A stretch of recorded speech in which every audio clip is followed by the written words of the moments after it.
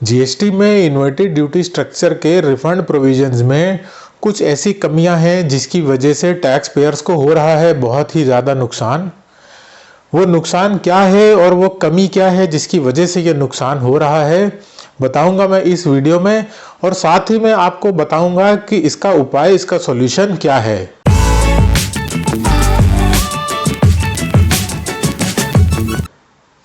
Hello everyone, मेरा नाम है सीए गुरप्रीत सिंह भल्ला और आप देख रहे हैं कंसल्ट गुरप्रीत।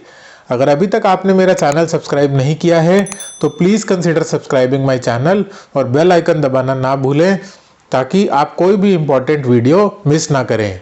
तो इन्वर्टेड ड्यूटी स्ट्रक्चर के केस में जीएसटी लॉ में या रूल्स में ऐसी क्या गलती है जिसकी वजह से टैक्स पेयर्स को अच्छा खासा नुकसान हो रहा है, वो गलती मैं आपको बताऊंगा इस वीडियो में।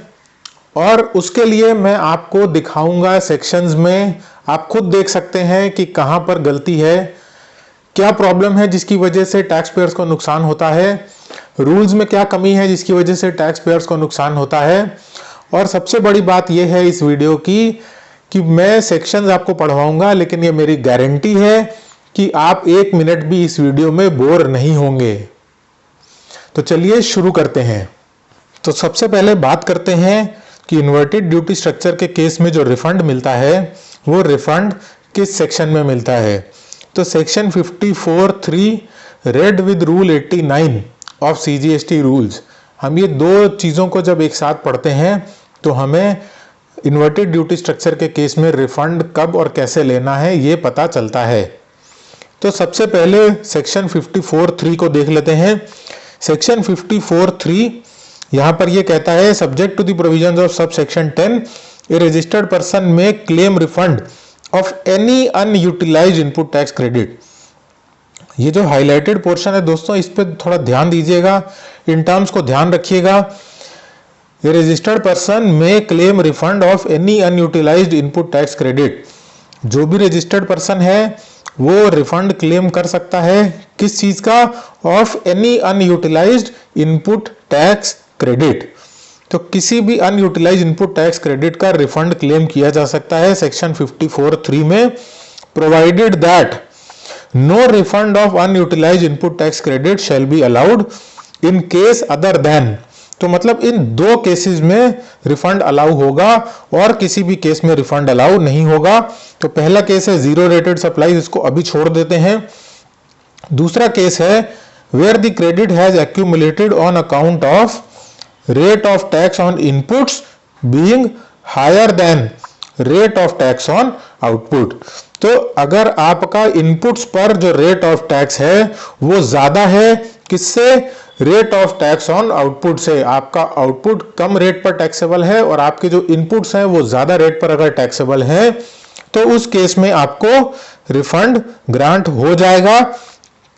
तो इसको हम लोग इन्वर्टेड ड्यूटी स्ट्रक्चर बोलते हैं। इन्वर्टेड ड्यूटी स्ट्रक्चर इसी को कहते हैं। तो इन्वर्टेड ड्यूटी स्ट्रक्चर मतलब अगर आपका टैक्स रेट जो आउटपुट्स पर लग रहा है वो कम है किससे, टैक्स रेट जो आपका इनपुट पर लग के आ रहा है, तो आप क्या कर पाएंगे, रिफंड क्लेम कर पाएंगे। किसका क्लेम कर पाएंगे, claim refund of any unutilised input tax credit.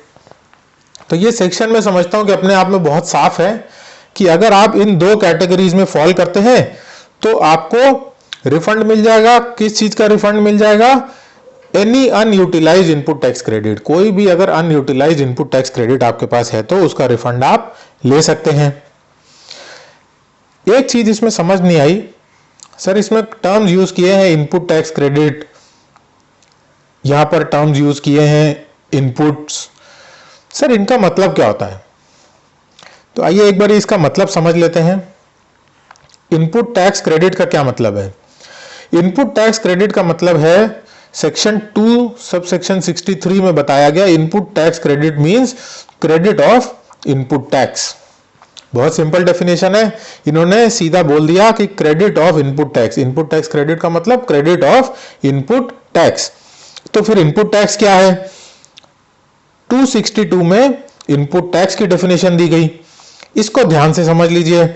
In relation to a registered person, input tax means central tax, state tax, integrated tax और union territory tax charged on any supply of goods और services और both.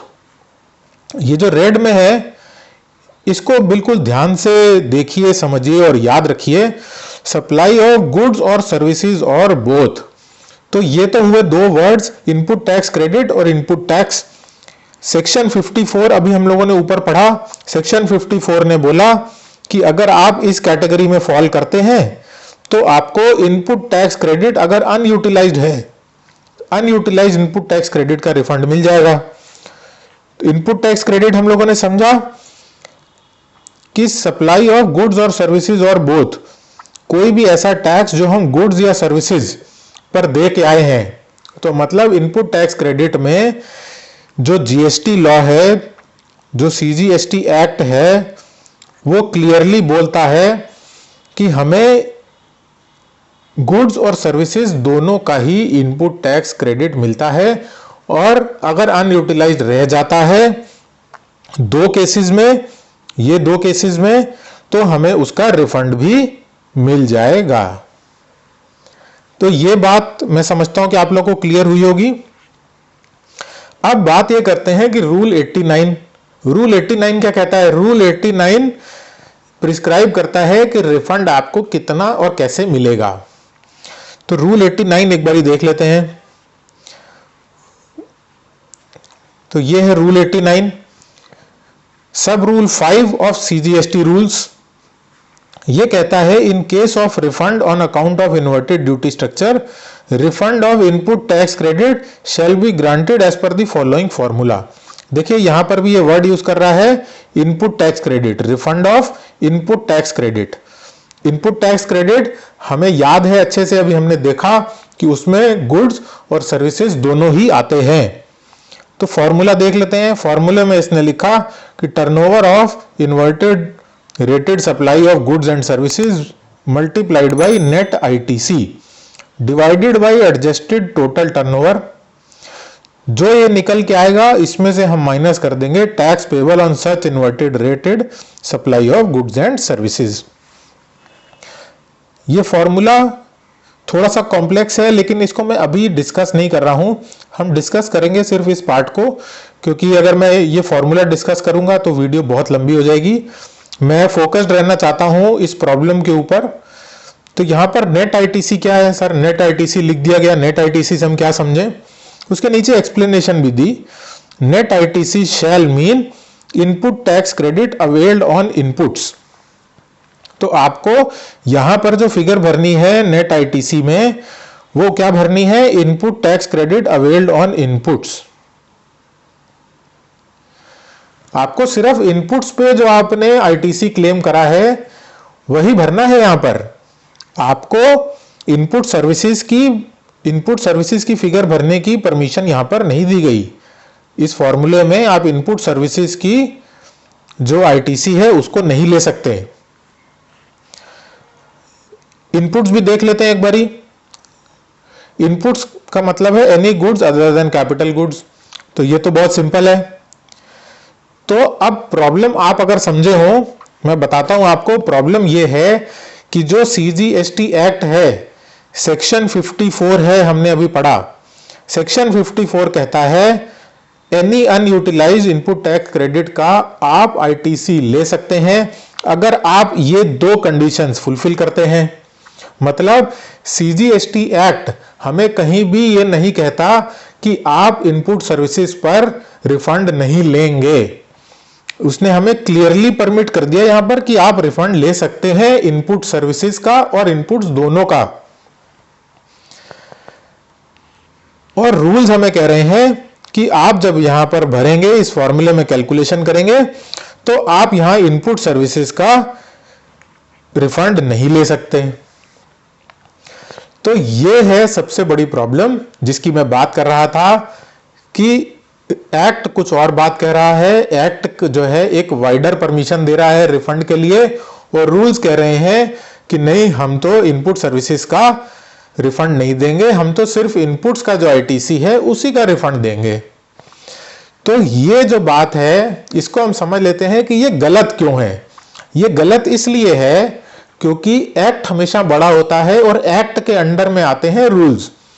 जो बात act बोलेगा, rules को उसी दायरे में रहकर काम करना होगा। रूल्स उसके अलावा या उसके विपरीत कोई बात नहीं कर सकते, और अगर करते हैं तो रूल्स हमेशा उनको नजरअंदाज किया जाएगा और एक्ट की बात मानी जाएगी।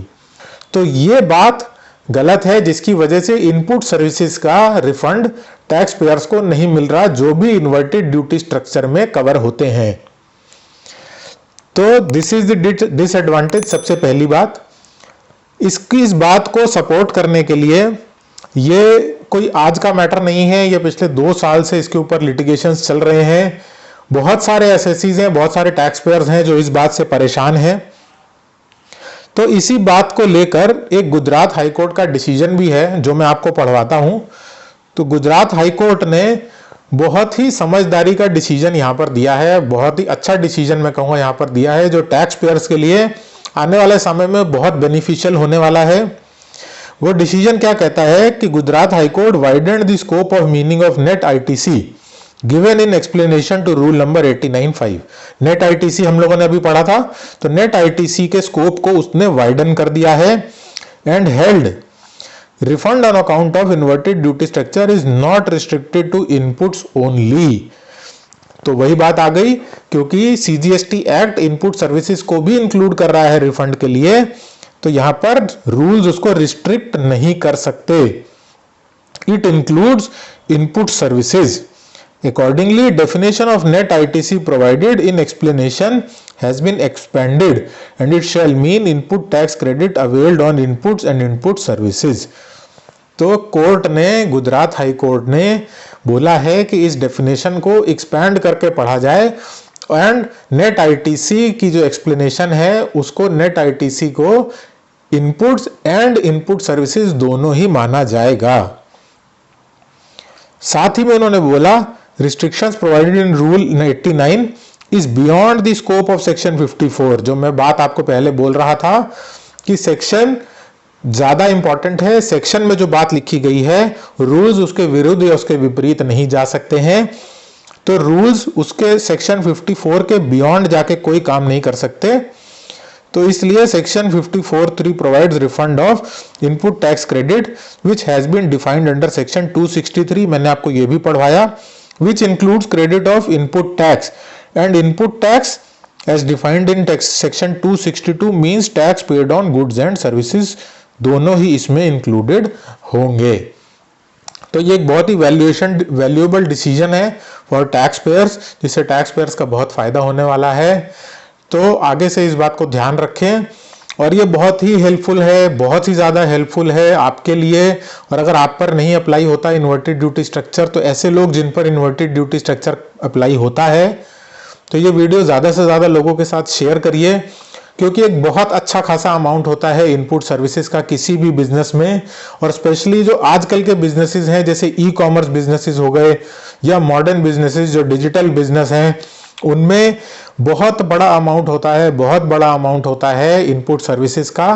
तो अगर इनपुट सर्विसेज पर आपको नहीं मिलता रिफंड, तो ये बहुत ज़्यादा नुकसान है टैक्स पेयर्स का। तो इस वीडियो को शेयर करके हेल्प करिए उन लोगों की जिनको ये नुकसान हो रहा था, उनको नुकसान होने से बचाइए। और अगर आपके क्या ओपिनियंस हैं इस वीडियो के बारे में या इस टॉपिक के बारे में, आप अपने कमेंट्स, अपनी क्वेरीज या अपने सजेशंस, अपने फीडबैक्स नीचे कमेंट सेक्शन में लिख के मुझे बता सकते हैं। Thank you so much for watching the video.